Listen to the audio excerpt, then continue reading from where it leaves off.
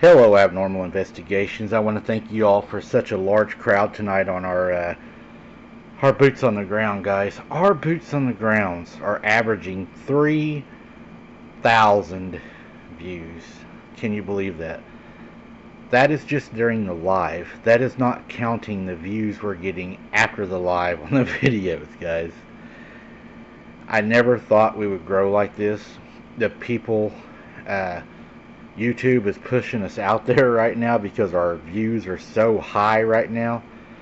We even got a certificate for the most growth in a month. I mean, we are really, guys, we're doing good work. And it's you guys too. Our numbers are out of the roof. Everything is up. Thank you so very much. It's going to be a great month. And Sarah has learned how to do everything on my channel that she could actually run it now along with Kaylee. So we've been doing a lot of cross training. A lot of good things happening here, guys. But I have an encounter for you right now that may not be for everybody. I'm not going to lie, it's a scary one, and it will stand the hairs up on your neck. Let's get into it. Mike, I have something in my old house, and I am so sure that it about killed me. If people are having sleep paralysis, they need to take it serious. It gets worse and will not go away, and whatever is doing this will eventually try to kill you or your family. You'll understand by the time you get to the end of my encounter. I was laying in bed one night when I heard the floor start to creak, like someone was walking across the floor toward my bedroom. Now I knew nobody could be in our house because I always make sure the doors are locked and the windows and the security system is always set. My daughter sleeps in her room, so I knew nobody was in the house that shouldn't have been, and maybe she was coming to my room to maybe lay by me or ask for a cup of orange juice or some milk or something like that. At first, I even thought possibly it could be the house settling. You know, making up all the excuses I could. But then, I hear footsteps. They're light and deliberate as if someone is trying not to be heard. My heart began to speed up as the footsteps get closer and closer. Suddenly, my bedroom door creaks open, and a figure stands in the doorway. It's a tall, imposing man with a large hat, with eyes that seem to sparkle. I tried to scream, but my voice is frozen in my throat. The figure starts to move toward me. Its eyes were fixed on me.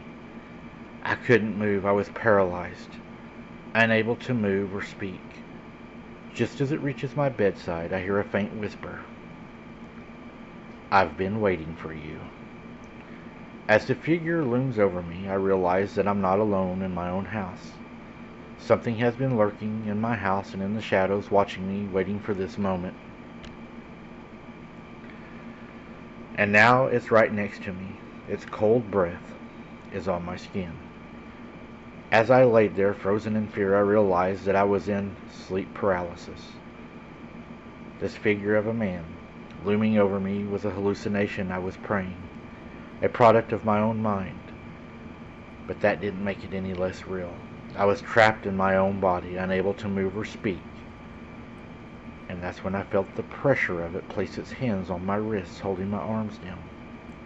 Now remember, I am still paralyzed. My eyes are open. I can think, see, feel, everything. I just can't move or talk. The figure started to whisper strange and terrifying things into my ear. Its voice was like a cold breeze on a winter's night. It tried to touch my mouth, and I kind of jerked away as little as I could only move. I tried to scream again, but my voice was still stuck in my throat. I was completely at the mercy of whatever this thing was. Suddenly, the figure vanishes and I was able to move again. I sat up in bed, gasping for air like I had stopped breathing, my heart racing like a jackrabbit. It was just a hallucination. God, it had to be, but I knew better. I knew better. Was it a haunting? Was it like a ghost? I thought to myself. The next day I was doing dishes. As I was standing at the sink, scrubbing away at the dishes, I felt a sudden chill run down my back, as if a cold wind had blew down my t-shirt. It wasn't just the cold water or the draft from the window. It was a cold breeze that seemed to come from nowhere and everywhere at the same time. I shivered and shaked, almost like when you have to pee, feeling a presence around me. And that's when I saw it, a shadowy figure darting past the dishes. It was reflecting off of the stainless steel pots I had washed, as I saw the shadow cross each and every one of them that I had already washed. It was fleeting glimpse, but I could sense its dark energy. My heart raced as I wondered if I was really seeing what I thought I was seeing. I tried to shake off the feeling, telling myself it was just my imagination playing tricks on me. But as I continued washing the dishes, I couldn't shake the sense that something was watching me. Suddenly I heard a faint whisper in my ear. "I'm always here." I spun around, but there was no one there. The whisper seemed to come from all around me, echoing off of the walls. Then I heard my little girl yell for me. She is 8. And as I heard her yell for me, of course, I went running to her.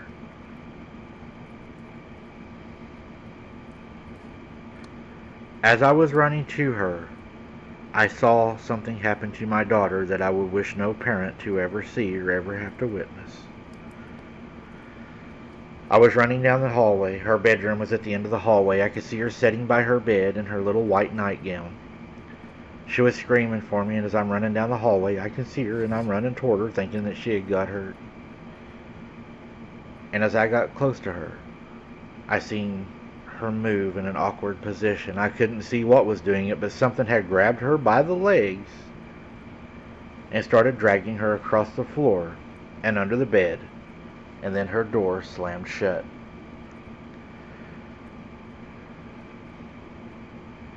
As I burst through the door, I saw her being dragged across the floor, her eyes wide with terror. She was screaming for me, but her voice was muffled as she was pulled under the bed, like something was holding its hand over her mouth. I rushed to her side, trying to grab her legs, but they were yanked away from me. I saw her completely disappear underneath the bed now.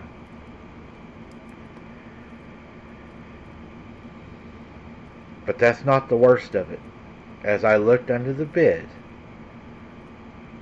and pulled her free of whatever this was, that's when I saw exactly what had a hold of my daughter. It was a man dressed in a black suit, as black as night. His face was as pale as a face that looked like it had been doused with baby powder. But the beard was as dark black as the suit, and so was his hair, but he was very well groomed. It was a man with a black beard. So terrifying. I told her we're leaving. As we approached the door, I felt a grim grip on my arm, like a hand was clenching down on me.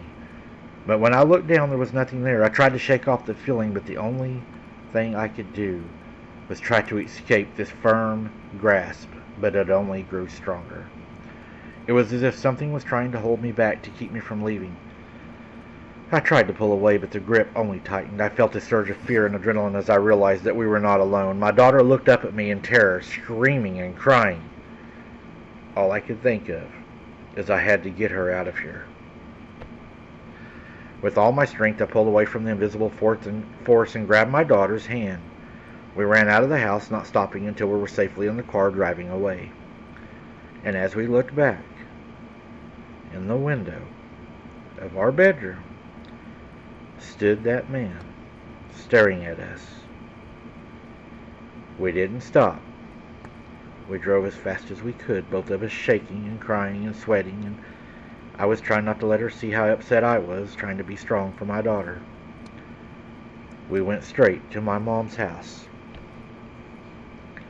As I sat in my mom's living room trying to process everything that had just happened, I couldn't shake the feeling that the entity was still out there waiting for me. I was afraid that it might have followed me and it was trying to get my daughter, but my mom assured me that her house was protected, that her house was anointed. That's when my mom suggested we contact a local spiritual advisor, someone who specialized in dealing with malevolent entities. We reached out to her, and she agreed to meet with us. The advisor, a kind and wise woman named Sarah, listened to our story and nodded thoroughly. "You've been through a traumatic experience," she said, "but don't worry. I can help you." Sarah performed a cleansing ritual on us, burning sage and sweet grass to drive out the negative energy. She then gave us each a small bag of protective charms to wear. For now, she told us to avoid dealing with our stored belongings. She advised, let's focus on keeping you and your daughter safe. We hired a moving company to move all my stuff from the house, which is now placed into storage. I'm afraid that I can't even go get my own stuff because I'm afraid that something might be attached to it. But we've followed Sarah's advice, and slowly but surely we're beginning to feel better and more at peace. Do you believe what Sarah has done for us has truly protected us and we are now safe? Wow.